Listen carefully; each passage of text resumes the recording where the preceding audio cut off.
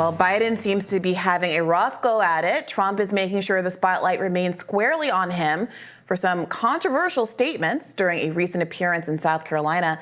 Trump said America would refuse to protect a NATO ally if they were attacked by Russia and refuse to pay their dues to NATO. Trump added he would encourage Russia to, quote, do whatever the hell they want.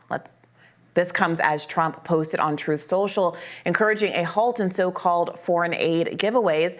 Trump wrote, from this point forward, no money in the form of foreign aid should be given to any country unless it is done as a loan, not just a giveaway. We should never give money anymore without the hope of a payback or without strings attached. Trump's fortunes in other areas seem to be looking up. Politico reports that Trump and the influential and until now anti-Trump Club for Growth have allegedly buried the hatchet. Trump went to dinner with Club for Growth head David McIntosh, possibly indicating a detente between those two sides. Now, while Trump and the Club for Growth seem to have ended their spat, tensions between Trump and GOP competition Nikki Haley still white hot. Per The Hill, Haley on Sunday called former President Trump's questioning of her military husband's whereabouts insulting to military families. Trump spoke at a campaign event in Conway, South Carolina on Saturday when he questioned why Haley's husband is not with her on the campaign trail. All right. There's something almost retro and quaint about having a news cycle about Donald Trump disrespecting veterans. John McCain. Right. That's what it reminds us of. It reminds me of that. But it also, frankly, just reminds me of the early Trump years where he did get into trouble for, I think, crossing certain shibboleths that were considered to be really core to what it meant to be a Republican running for president. I wouldn't have gotten caught if I were John McCain. I like winners, not captors. Yeah. All that sort of, Gold Star families, all of that stuff was latched onto by liberals early in the Trump phenomenon, thinking that you could appeal to the stated morals and values of traditional Republican voters to create a wedge between Donald Trump and that cohort, and it never really worked. And so it's interesting to see the same game plan being trotted out again. It's not that I don't think Nikki Haley is wrong. I mean, Nikki Haley's husband is somewhere. He's doing his job, which is more than a lot of people in the Trump camp can say. But what's going to come of it? What will come of the hate that's being made? And again, it also just doesn't help him in any way to make these kinds of remarks. So I don't know why he does. It doesn't. It also doesn't hurt him. It doesn't help him though. And he could right now. What he has to do is set people at ease, like this meeting with the Club for Growth, and it doesn't help him in those camps. Maybe it doesn't matter overall, but it's just I don't know why you would do it. Now from the earlier stuff, that is attacking people that I would say that elite tastemakers, gatekeepers act as if these are shibboleths, and he is violating some kind of sacred compact, and everyone will be outraged when actual Republican voters, probably a lot of non-Republican voters too, frankly, agree that people, other countries in NATO, our allies, need to be paying their fair share if we're going to defend them,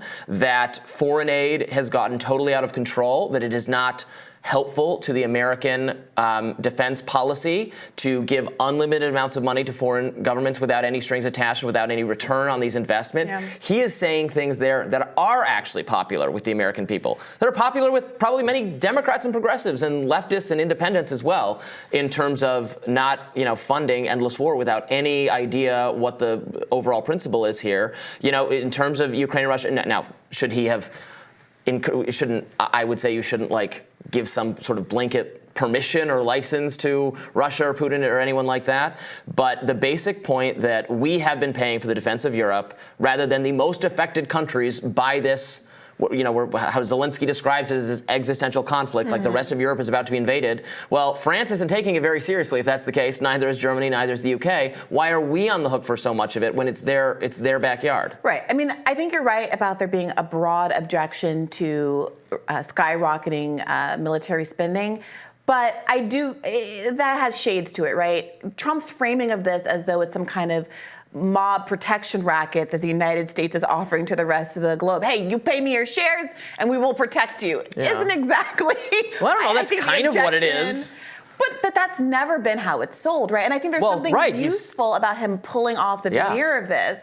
But so for one, we're not, the mob protection racket, I think, is false in two ways. For one, we're not protecting other people because they pay us. We're protecting other countries, other specific countries, because it is in our geopolitical interest, our military interest. Right. We referred to Israel as a an airplane tanker in the Middle East for us to land our ships and place our resources.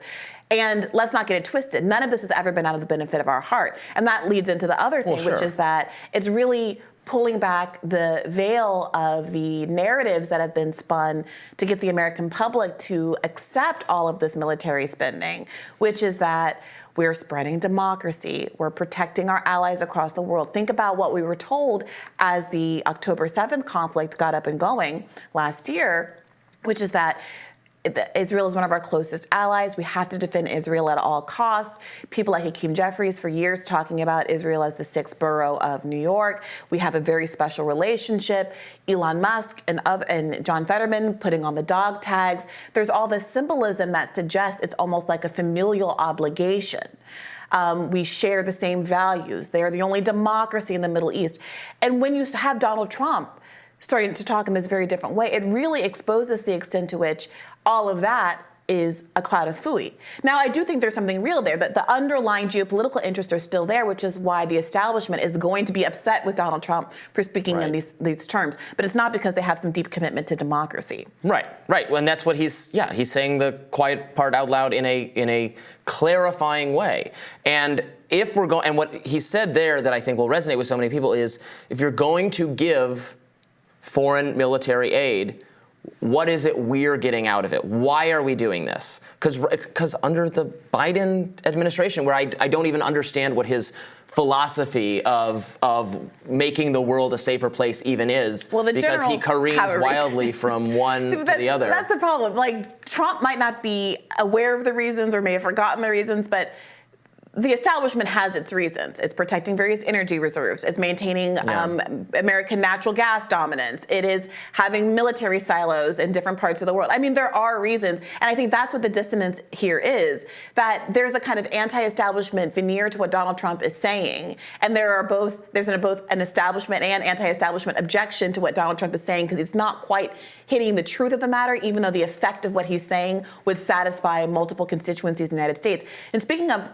which, this isn't just an abstraction when we're talking about this military funding.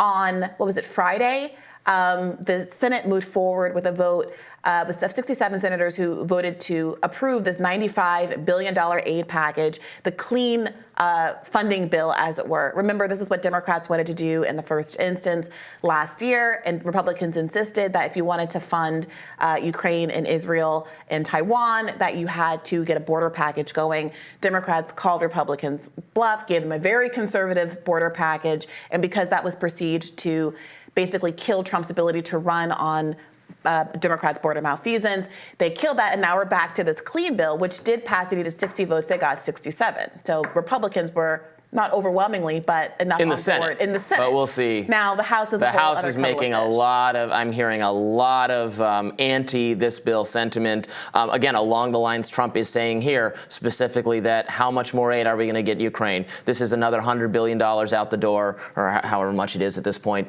That from a country that is indebted to a country, Israel, that has much less of a debt problem than we do. So why would we do that? Yeah. What is the argument? And if it's about promoting our interests, well, what do those interests cost? Yeah. How much? Maybe it's beneficial to us to a certain dollar amount, but is it worth $100 billion? Is it worth $200 billion? $500 billion? How much is this going to go on? Especially if it gets us in a broader regional war, right? Especially that no one wants. Humanitarian implications. That none of the Americans want. And frankly, bad poll results for Joe Biden, which are linked to foreign policy in Israel, which we will be getting to in more detail coming up shortly. So please do stick around. We have more Rising coming up next.